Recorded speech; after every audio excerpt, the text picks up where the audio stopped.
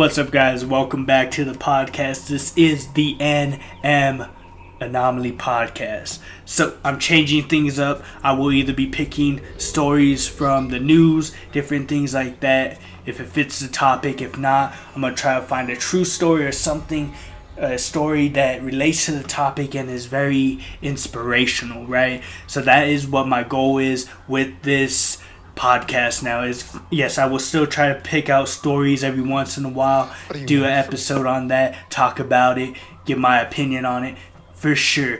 But I do want to bring inspiration. I want something to kind of motivate us, to help us really dive into everyday life with inspiration and with a heart of gold and a courage that is undeniable, with a focus that cannot be stopped. So that is what the NM Anomaly podcast is now all about. It's about spreading that positivity, just like all the other brands and everything else that I do with all my other content. So welcome to the NM Anomaly podcast, where inspiration is the admiration of our heart.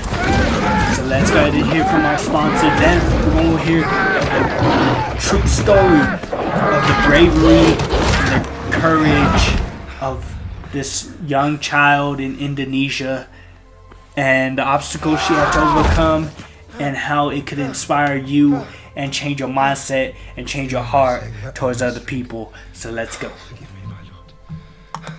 Cool. So the story is of this young girl. I might butcher the name, but it sounds like it is a beautiful name. Karuna from Indonesia was born with Apert syndrome, a congenital condition in which the bones fuse together too early in the womb. It affects the skull, hands, and feet. While treatment is available, there is no cure. Rather than becoming discouraged by the bullying she has experienced, she is standing tall, helping her whole community learn the beauty and worth of people who are born different. Think about that. So with Crayon Rocket and everything that I try to represent with my brand, right, is like a box of crayons. Each one is unique and beautiful in its own way, right? But yet it still contributes something beautiful to the world, to the masterpiece, to the art. So that is something like with this is like, man, bring up that awareness of how to see people for the beauty of they are, even if they are different, right? So put that in your mindset, change your heart towards that. So let's go and hear the story. So let me go ahead and jump into this first part, and I'm going to just read some of the quotes from the story and stuff like that. So when Chandra, a farmer in Indonesia, saw his baby girl for the first time, he wept. When my child was born, I knelt down and prayed. He says, thank God she was born. But as he looked upon his little daughter's face, the dreams and hopes he had built for her in his mind came crashing down. His baby waved her hand, but there should have been 5 tiny fingers and nails as small and perfect as seashells. Her fingers were fused together into a club. There was a sunken dip in her forehead, and her dark eyes protruded.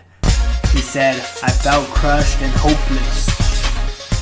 And then this next part is how would he explain their daughter's condition to his wife. He helped hospital staff to dress the baby, wrap her in a blanket. He covered her feet and hands with gloves and socks before handing her to his wife. With a shaky smile, they named their little girl Karuna, meaning bounty or prize in Indonesian. What do you want? Then Chandra called his pastor to help break the news to their daughter's condition to his wife Angelina. The pastor came, asked all the family members to pray together before he spoke. Chandra recalls, my body was shivering upon hearing the confession of my husband. I just cried and wondered why God entrusted this to me. As a baby, Apert syndrome gave Karuna a difficult start to life. Apert syndrome caused her pain, high fevers, and sometimes she struggled to breathe. Chandra and Angelina hated seeing their daughter suffering, but worse still were the stares and fearful looks people in the community gave their girl. Neither Chandra or Angelina had a good education, and they struggled to care for Karuna, who needed specialized care. That help came from the local compassion survival program, who registered Angelina when Karuna was available. With support and education from staff, Angelina and Chandra gradually had a better understanding of the baby's situation. Gradually, their fears and anxieties lessened, and they accepted her condition.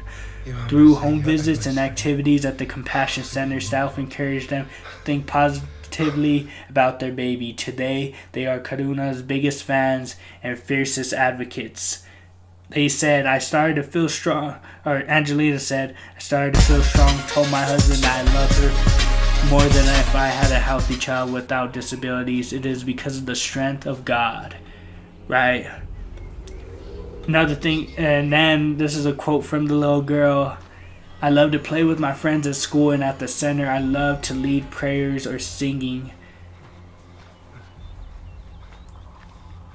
So, this part says, Karuna may not know it, but she is a trailblazer. Perhaps her greatest accomplishment is the one she may not even be aware of yet. Karuna lives in a small community in East Indonesia where physical differences are rare. She's the first to be born with a Pert syndrome in her area, and her condition still attracts stares and hurtful comments. There are some who bully Naya, says her father, but they mock her by saying, hey look, it's Naya, the deformed girl. But with the support of her parents, families, and program staff, Karuna is a confident young girl who not only accepts her condition but is changing community mindsets. You are God's gift, Chandra firmly tells her. When they bully you, you can say that you are God's gift and not a creation of man. Karuna beams, I am beautiful like my mother, she says. When my friends mock me because I don't have normal fingers, my mom taught me to say back to them that this is what Jesus gave me. And let's see, to those who know her, Karuna is a gift. She is my own flesh and blood, and we have to take care of her as long as God gives us life, says her mom, because God has a purpose for her. Right? It's not wrong to be different, especially if it's a medical condition, a physical thing that is so out of your control that you cannot do anything about it, right? But being unique, being different, being unique is something that we shouldn't take for granted.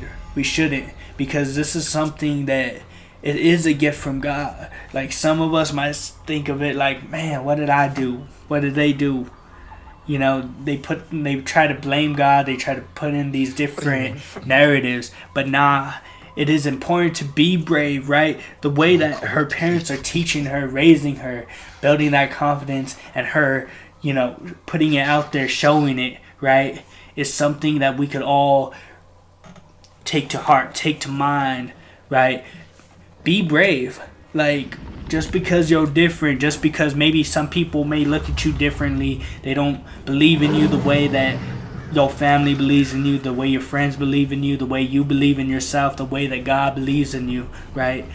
Doesn't mean that you need to give up and give in to them, and where they are like, nah, I ain't about that. You're weird. Nah, what's wrong with you? Nah. You tell them, I'm a perfect, beautiful gift of God. I am unique in every single way. I will stand tall. I will be trailblazing. I will be me, but I will show you that I will succeed by being me. See, that is really important right now, is to be yourself. Me, the one thing that I'm trying to be brave at is putting myself out there, being vulnerable, and trying to be confident in myself, right? Because for the longest time, my past relationships diminished my confidence of who I was, diminished the confidence of who I could be, and defeated the whole purpose of me just enjoying my life and just knowing that I have a purpose that God's given me, and I gotta fulfill that purpose. But for the longest time, I did not have that no more. It was so diminished, so depleted, that I couldn't be brave by being myself no more. I was afraid to be myself, discouraged to be myself. And I'll be honest, when we started the whole Crayon Rocket thing, I don't think we were even thinking the true meaning of what this brand is. Yeah, it's changed over time. We went from trying to make short films to video game commentary to lots of random different content to now just being something positive, which will have some skits eventually, which will be underlining like knowledge and inspiration that you could take from it, with also that entertainment factor in it as well.